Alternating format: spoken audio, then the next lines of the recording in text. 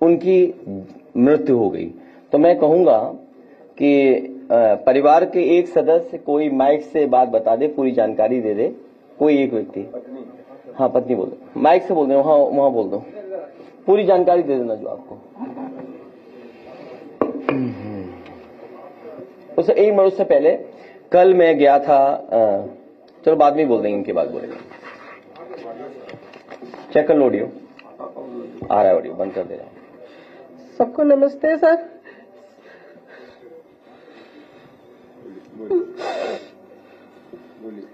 मेरे हस्बैंड शिक्षा मित्र थे और उनकी ड्यूटी बेलों में लगाई गई थी और रात दिन जो काम करे, जिस दिन से इनको काम मिला था घर पे ढंग से बात भी नहीं करते थे और ना जो घर में सही से किसी से बोलते थे और सुबह चले जाते थे, शाम को 5 साढ़े 5 बजे आते थे।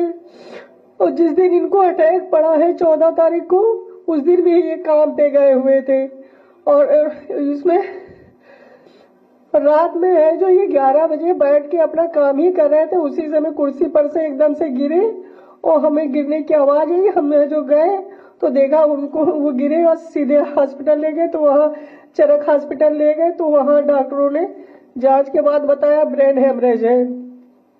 और यहाँ उसके बाद भी इनको धमकी मिलती थी कि है जो काम पूरा नहीं करोगे तो FIR होगी और है जो एक दिन में है जो 100-200 फार्म कंप्लीट करिए। आप बताइए एक दिन में 100-200 फार्म कैसे कंप्लीट करेंगे? अब हमारे यहाँ कोई और मेरा एक बेटा है, मैं हूँ और कोई कमाने वाला नहीं है सर, तो मैं अपना खर्चा कैसे करूं?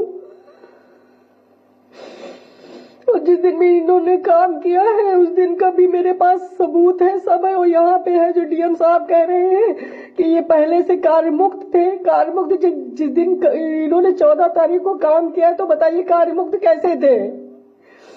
ये झूठी रिपोर्ट इन लोगों ने निकाल दी कि कार्य मुक्त थे, कि बीमार थे, उनको पहले से कार्य मुक्त कर दिया गया। कार्य मुक्त कैसे कर दिया गया जब 14 तारीख को इन्होंने काम किया है और 8:30 बजे है जो मोबाइल पे भी काम भेजा है सुपरवाइजर की? तो आप ही लोग बताइए कैसे कार्य मुक्त थे? ये जो झूठी रिपोर्ट निकाली जा रही है, कोई भी हमें प्रशासन तरफ से कोई भी है जो मदद भी नहीं मिली, ना कोई आया, ना कोई मदद करने की कोशिश करी है मेरे क्यों। किसी ने 2 शब्द भी नहीं कहा, उल्टा है जो सब है जो झूठा आरोप लगा रहे हैं।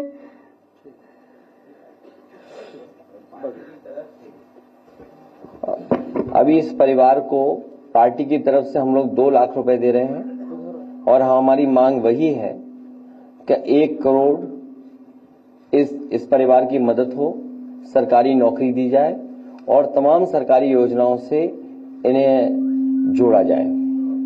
नहीं फतेहपुर नहीं, ये लखनऊ में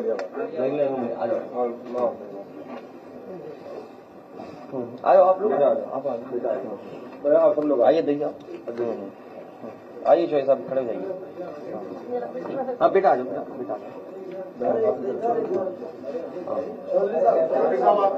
इधर साइड में अच्छी फोटो आएगी बेटा, यहाँ आ जाना। हाँ आ जाओ, हाँ यहीं सब लोग आ जाए। हाँ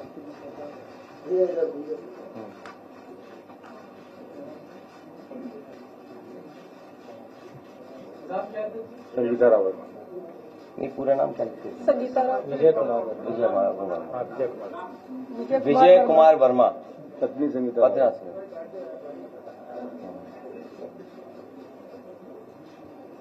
और किस विधानसभा में थी? मलियाबाद में।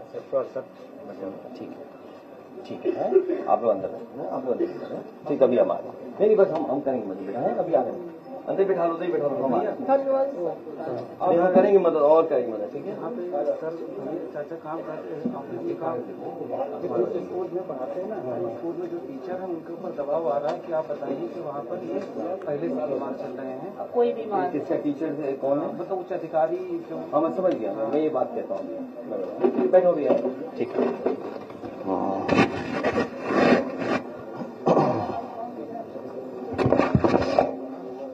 अभी जो परिवार आपके सामने आया और जो बात उन्होंने अपनी रखी और बताई आपको कि ड्यूटी पे रहने के बाद उनके साथ ये घटना हुई, अधिकारी तमाम दबाव बनाते हैं और अब साजिश ये रची जा रही है कि वो ड्यूटी पे ही नहीं थे, पहले ही रिलीफ दिखा रहे हैं, और जिस स्कूल में वो जिस जगह पढ़ा रहे थे उस संस्था पर भी, वहां पर भी दबाव बनाया जा रहा है और कहा जा रहा है कि आप कह दीजिए बीमार हैं पहले से ही।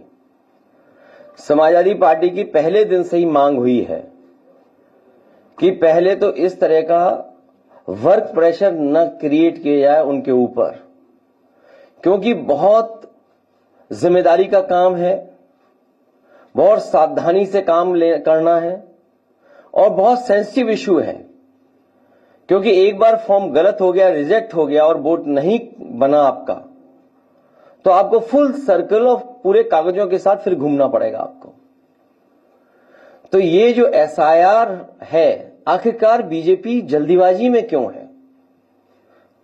चुनाव आयोग और भारतीय जनता पार्टी दोनों मिले हुए हैं और उसका परिणाम यह है कि ये जल्दीबाजी क्यों कर रहे हैं।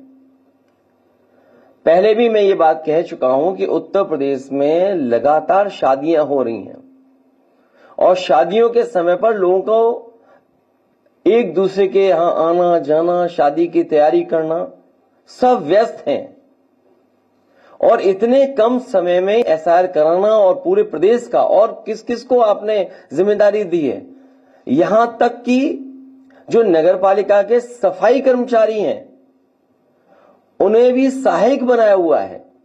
अब आप सोचिए, इतना बड़ा फॉर्म है, इतना टेक्निकल चीजें उसके अंदर हैं कि अगर मान लीजिए बीएलओ नहीं कर पा रहा है तो उसके लिए सहायक बनाया गया है सफाई कर्मचारी।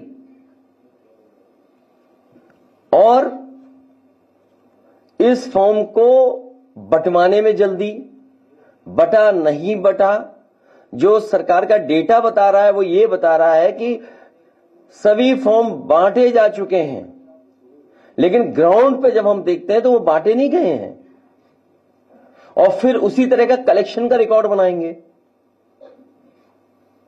ये सोची समझी रणनीति, साजिश, षड्यंत्र है कि बाबा साहब भीमराव अंबेडकर जी के दिए हुए संविधान के तहत जो हमें वोट डालने का अधिकार है, उस अधिकार को छीनने की तैयारी है।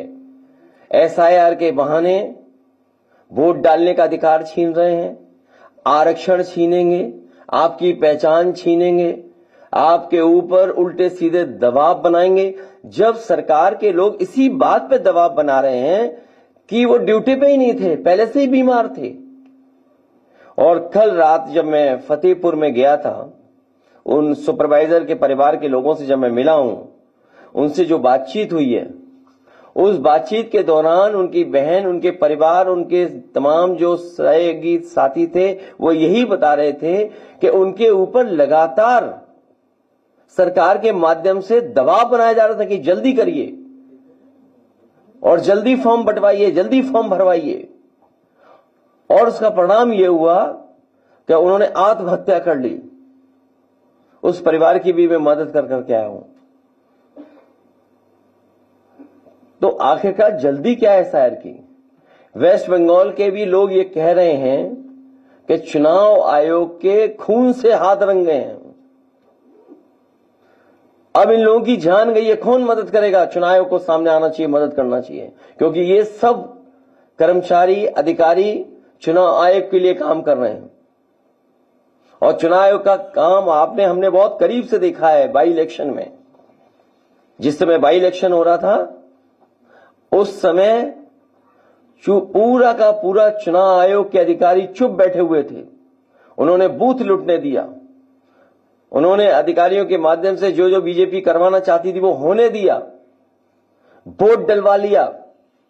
सीसीटीवी पे सब है कि आपके किन लोगों ने वोट डाला है, कौन प्राइवेट ड्रेस पहन करके आया था और वोट डाल गया। इसीलिए सीसीटीवी की अब फुटेज भी नहीं देंगे आपको, रिकॉर्डिंग भी नहीं देंगे।